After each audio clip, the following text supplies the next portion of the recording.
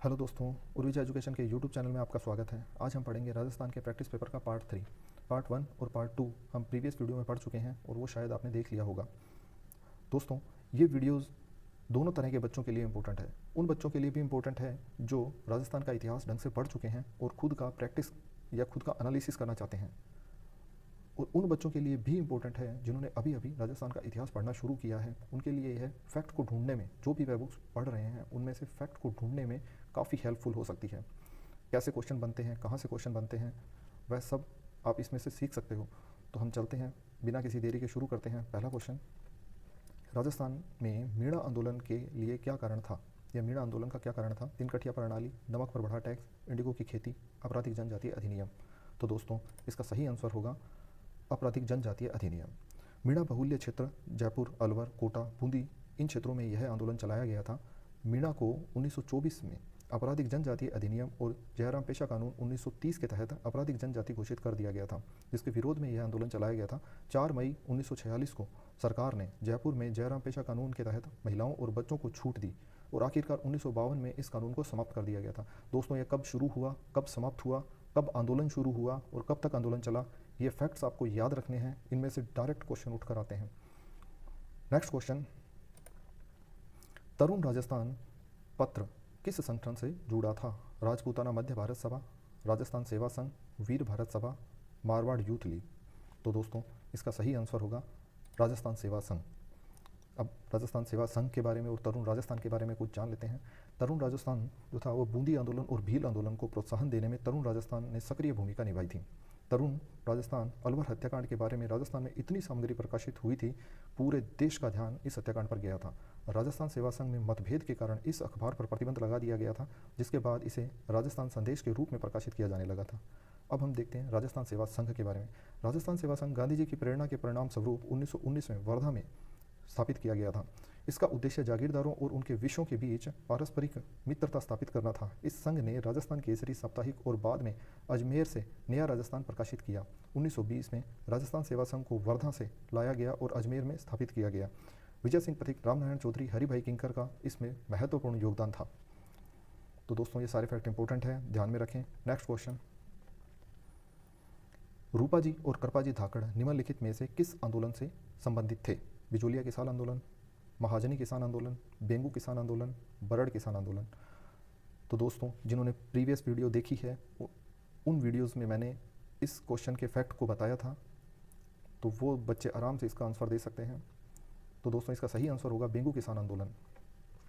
रूपा जी और कृपा जी धाकड़ बेंगू किसान आंदोलन से संबंधित थे। दोस्तों, यह आंदोलन 1921 में शुरू हुआ था और इसकी अध्यक्षता रामनारायण चौधरी ने की थी।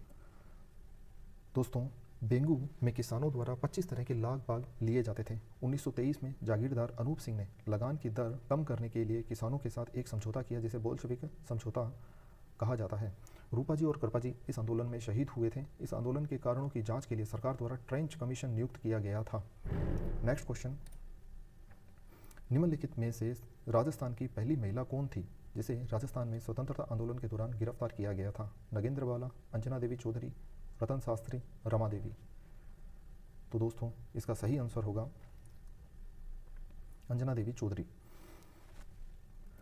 दोस्तों, राजस्थान की पहली महिला थी अंजना देवी चौधरी, जिन्हें ब्रिटिश सरकार द्वारा गिरफ्तार किया गया था, और यह पहली भारतीय कांग्रेस नेता भी थी महिलाओं, और वह महात्मा गांधी के प्रभाव में भारतीय कांग्रेस में शामिल हो गई और 1942 में उन्होंने भारत सेवक समाज का नेतृत्व भी किया था। नेक्स्ट क्वेश्चन,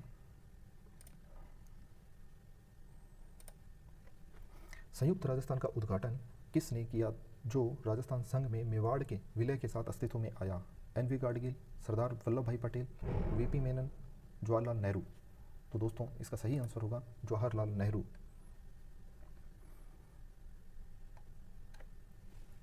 दोस्तों, संयुक्त राजस्थान उदयपुर राजस्थान के अन्य संघों के साथ जुड़ गया था। उदयपुर के महाराणा को राज प्रमुख के रूप में नियुक्त किया गया और कोटा नरेश को इस संघ के उप प्रमुख के रूप में नियुक्त किया गया, और श्री माणिक्यलाल वर्मा को नेतृत्व प्रदान किया गया था मंत्रिमंडल का।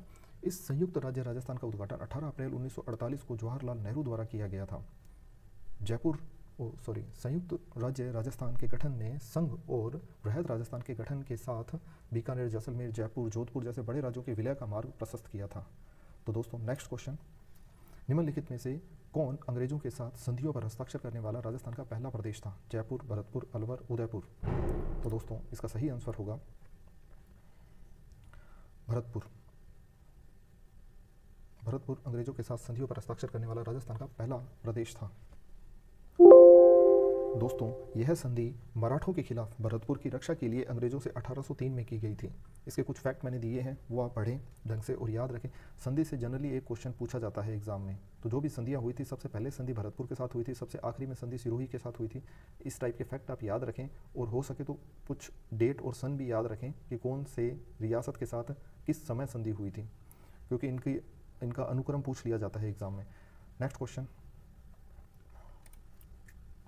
राजस्थान में बूंदी किसान आंदोलन के नेता कौन थे? मोतीलाल तेजावत, नैनूराम शर्मा, जीसी शर्मा, महाराजा राम सिंह। तो इसका सही आंसर होगा नैनूराम शर्मा। 1926 में बूंदी किसान आंदोलन हुआ। इसे बरड़ किसान आंदोलन के रूप में भी जाना जाता है। पंडित नैनूराम शर्मा के नेतृत्व में बरड़ के किसानों ने बैर, बेगार, लाग और राज्य की अन्य महत्वपूर्ण प्रथाओं और के खिलाफ आवाज़ उठाई थी। नेक्स्ट क्वेश्चन, मीणा आंदोलन राजस्थान राज्य के किस क्षेत्र में हुआ था? जयपुर और अलवर, अलवर और कोटा, जयपुर, कोटा और बूंदी, जयपुर, अलवर, कोटा और बूंदी। अभी प्रीवियस क्वेश्चन में हमने देखा था मीणा बहुल्य क्षेत्र जो थे जयपुर, अलवर, कोटा और बूंदी, यहाँ पर यह आंदोलन चलाया गया था। यह आंदोलन कब शुरू हुआ था, किस के विरोध में शुरू हुआ था, यह सब मैं प्रीवियस क्वेश्चन में आपको बता चुका हूँ। आप देखें, कुछ मैंने इसमें मीणा जाति सुधार समिति का भी जिक्र किया है, यह भी आप देखें। इन फैक्ट को नोट डाउन करें, ये आपके लिए काफ़ी उपयोगी होंगे। नेक्स्ट क्वेश्चन, राजस्थान का भील आंदोलन किस वर्ष हुआ था? 1816, 1817, 1818, 1819। तो दोस्तों इसका सही आंसर होगा 1818। 1818 में राजस्थान का भील आंदोलन हुआ था। भील समुदाय 1818 में अंग्रेजों के शासन के खिलाफ आवाज़ उठाने वाला पहला समुदाय था। यह समुदाय उदयपुर, बांसवाड़ा, डूंगरपुर और सिरोही में रहता है। मेवाड़ सरकार कुछ सामाजिक और प्रशासनिक सुधार चाहती थी। इस आदिवासी समुदाय को धर्म परिवर्तन के लिए उपयुक्त माना गया था। यही कारण था कि समुदाय 1818 में विद्रोह करता है। भील आंदोलनों का एक कारण और भी था, भील बेरोजगार हो गए थे। इन्हें मेवाड़, ये ज़्यादातर जागीरदारों की सेनाओं में काम करते थे और वहाँ से जागीरदारों की सेनाओं को भंग कर दिया गया था अंग्रेजों के द्वारा और वनों पर भी अधिकार कर लिया गया था। इसलिए भील बेरोजगार हो गए थे। जो इनका कर लगाने का अधिकार था जिस क्षेत्र में, वहाँ से भी इन्हें बेदखल कर दिया गया था। तो इसलिए यह आंदोलन करने पर मजबूर हुए थे।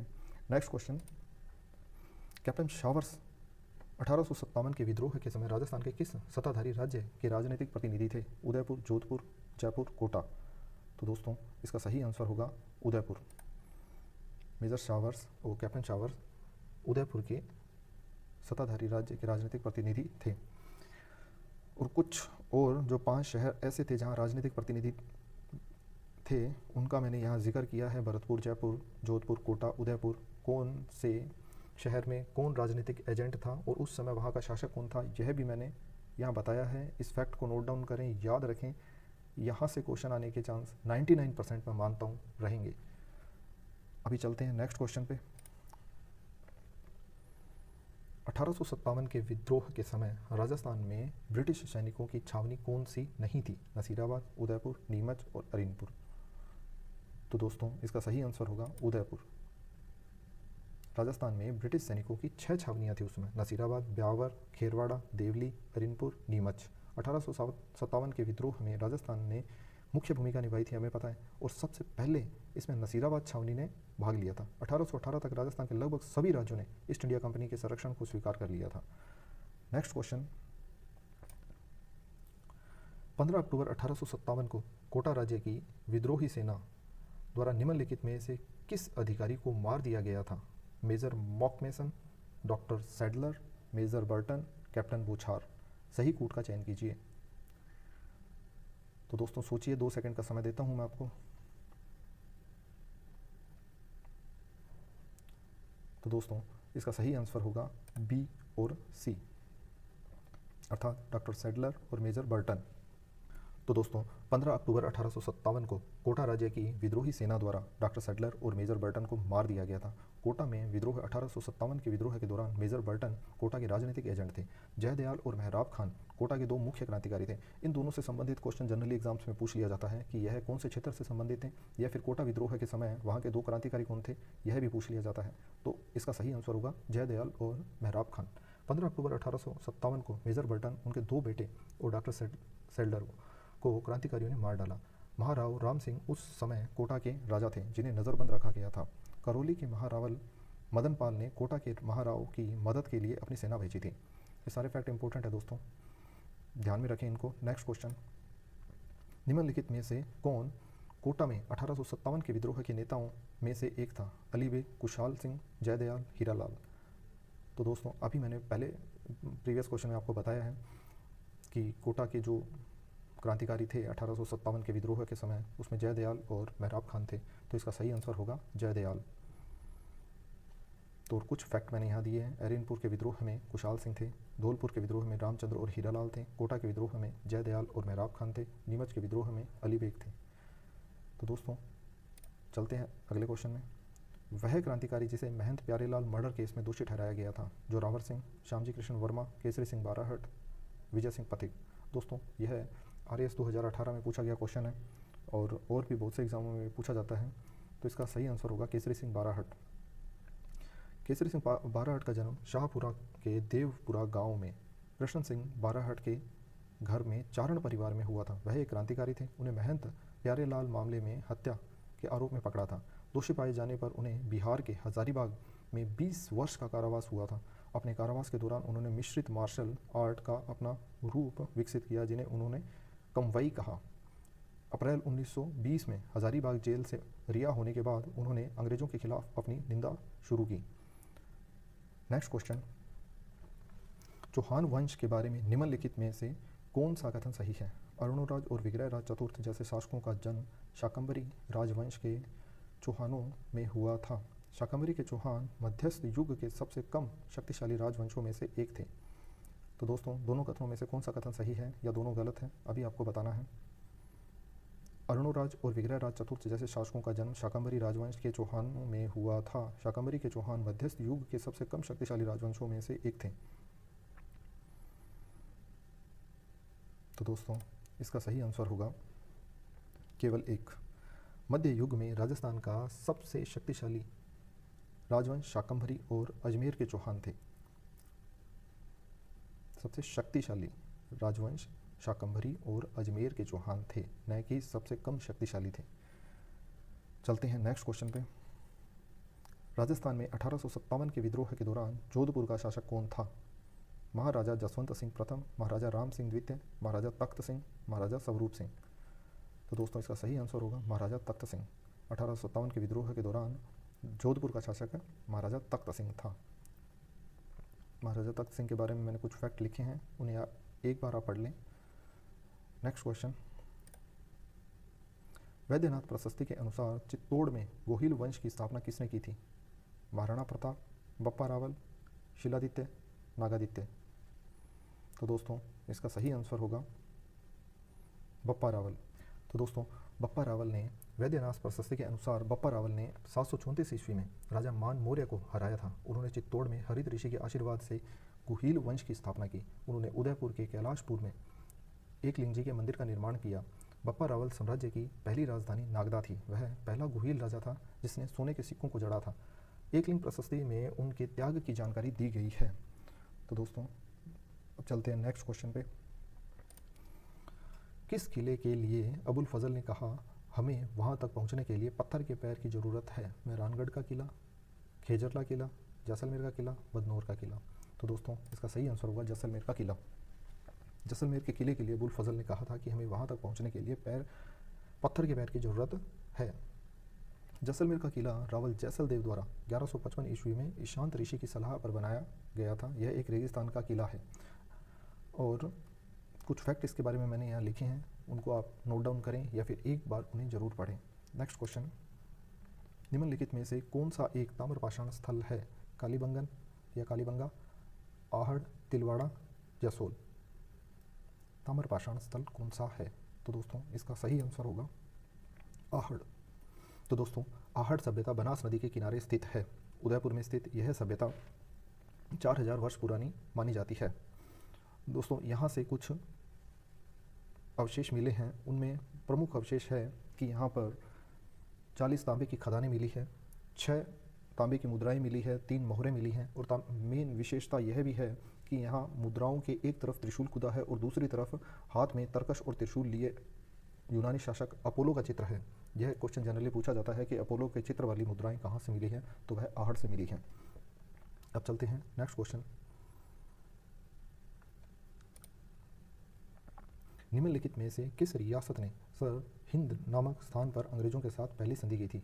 जयपुर, जोधपुर, बीकानेर, जैसलमेर। तो दोस्तों इसका सही आंसर होगा जोधपुर। जोधपुर ने सरहिंद नामक स्थान पर अंग्रेजों से पहली संधि की थी। जोधपुर ने 22 दिसंबर 1803 को सरहिंद नामक स्थान पर अंग्रेजों के साथ पहली संधि की थी, लेकिन जोधपुर के राजा मान सिंह इस संधि के लिए अलग अलग शर्तें चाहते थे, इसलिए इस संधि की पुष्टि नहीं हुई। 6 जनवरी 1818 को मान सिंह ने फिर से ईस्ट इंडिया कंपनी के साथ एक संधि की, जिसने जोधपुर की सुरक्षा के लिए ईस्ट इंडिया कंपनी को शक्ति प्रदान की। मान सिंह की ओर से छत्र सिंह ने मैटकॉफ के साथ यह संधि की थी। यह क्वेश्चन जनरली पूछा जाता है कि जोधपुर की तरफ से जो संधि हुई थी वह मान सिंह की तरफ से किसने की थी, यह किन के बीच में हुई थी? जो छत्र सिंह और मैटकॉफ के बीच में हुई थी, यह आपको ध्यान में रखना है। Next question.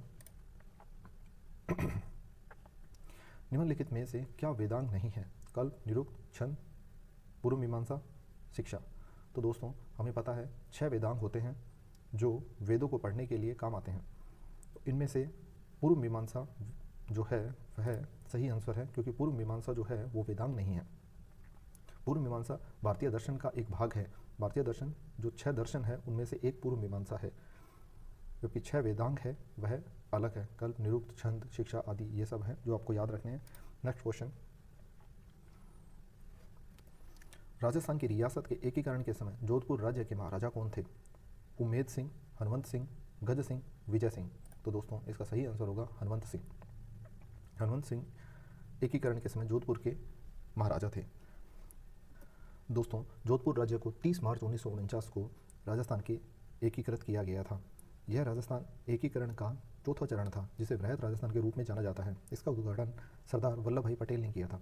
हनुमंत सिंह को वृहत राजस्थान का वरिष्ठ उपराज प्रमुख नियुक्त किया गया था। न तो राज प्रमुख, न उपराज प्रमुख, वरिष्ठ उपराज प्रमुख। दोस्तों राजाओं को राजी करने के लिए या खुश करने के लिए उन्हें कुछ पद प्रदान करना होता था एकीकरण के समय में। यदि उन्हें एकीकरण के अंदर लेके आना है तो उन्हें कुछ उप प्रधान और प्रधान या उपराज प्रमुख और राज प्रमुख के अलावा वरिष्ठ उपराज प्रमुख, कनिष्ठ उपराज प्रमुख, इस टाइप के पद दिए जाते थे।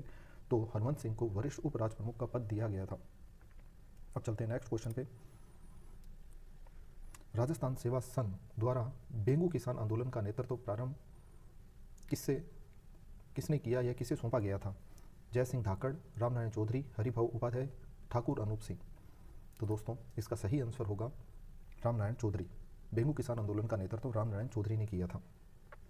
1921 में जागीरदारों के अत्याचार के खिलाफ आवाज़ उठाने के लिए बिजोलिया के पड़ोसी क्षेत्र में बेंगू किसानों ने भाग लिया था। जागीरदार ठाकुर अनूप सिंह ने 1922 में ग्रामीणों द्वारा नो रेट अभियान को दबा दिया था। ग्रामीण मदद के लिए राजस्थान सेवा संघ पहुंचे थे और उस समय यहाँ पर रामनारायण चौधरी ने इस आंदोलन का नेतृत्व संभाला था। अभी चलते हैं नेक्स्ट क्वेश्चन पे। कुछ इसमें मैंने दिया हुआ है कि फैक्ट दिए हुए हैं कि बेंगू में अधिकांश धाकड़ जाति के लोग थे जिन्होंने बढ़ चढ़कर इस आंदोलन में भाग लिया था। वो आप सब देख लें, एक बार नोट डाउन कर लें। Next question. 1877, 1903 और 1911 में आयोजित दिल्ली दरबार में राजस्थान के किस शासक ने भाग नहीं लिया था? जो मुगल शासकों द्वारा दिल्ली दरबार आयोजित किया गया था उसमें किस शासक ने भाग नहीं लिया था? तो दोस्तों इसका सही आंसर होगा उदयपुर के महाराणा फतेह सिंह। महाराणा फतेह सिंह ने दिल्ली दरबार में जो दिल्ली दरबार आयोजित हुए थे मुगल शासकों के, उनमें भाग नहीं लिया था। उदयपुर महाराणा फतेह सिंह जो थे वो 1911 में भारत में जॉर्ज पंचम के आगमन पर फतेह सिंह दिल्ली दरबार में भाग लेने के लिए दिल्ली गए, लेकिन केसरी सिंह बाराड़ द्वारा लिखित चेतावनी रथ चुमटिया को पढ़ने के बाद दिल्ली दरबार में भाग लिए बिना ही मेवाड़ लौट आए थे। ये क्वेश्चन बनता है दोस्तों किनके द्वारा उन्हें ये चेतावनी रथ चुमटिया सुनाया गया था, यह भी पूछा जाता है। कौन से शासक थे जो वहाँ गए थे लेकिन भाग लिए बिना ही वापस आ गए थे, उनका नाम पूछा जाता है फतेह सिंह, महाराणा फतेह सिंह। तो उनका इस फैक्ट को ध्यान में रखें। और फतेह सागर झील का पुनर्निर्माण 1889 में फतेह सिंह द्वारा किया गया था, जिसे कनौट बांध भी कहा जाता है। यह फैक्ट भी आप ध्यान में रखें। इसी के साथ 25 क्वेश्चन कंप्लीट होते हैं। दोस्तों नेक्स्ट वीडियो में फिर मिलेंगे कुछ नए क्वेश्चनों के साथ। तब तक आप इन्हें देखिए, पढ़िए, लिखिए, रटिए। इन्हीं में से ही आपको क्वेश्चन मिलेंगे, ये मेरा दावा है आपसे। तो मिलते हैं नेक्स्ट वीडियो में। धन्यवाद।